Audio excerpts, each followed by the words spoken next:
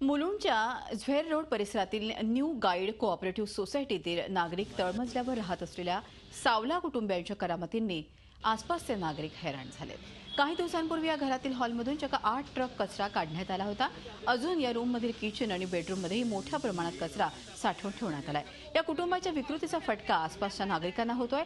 पालिकेला या संदर्भात तक्रार करूनही काहीच हालचाल होत नसल्याचं नागरिकांमध्ये त्यामुळे संतापाचं वातावरण आहे।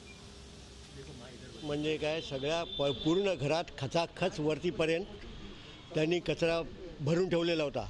गेले कित्येक वर्षामध्ये कित्येक सोसायटीच्या आमच्या जनरल बॉडी मीटिंगमध्ये त्यांना आम्ही सांगितलं की तुम्ही कचरा खाली करा म्हणून, ते काहीही दाद देत नाहीत।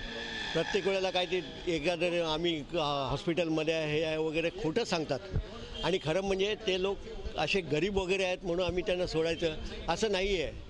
ह्यावरती BMCने काही ॲक्शन घेतलेली नाही। प्रशासनचे डोक्यात काय आहे आम्हाला माहिती नाही, पण आम्ही जर प्रशासनाने आमचा नाही ऐकला तर आम्ही जे लास्ट टाइम केला होता, आम्ही पोलीस प्रोटेक्शनना कचरा बाहेर काढू आणि इथे लोक राहते तिला गंदकीमधनं बाहेर काढू। झी 24 तास रहा एक पाऊल पुढे।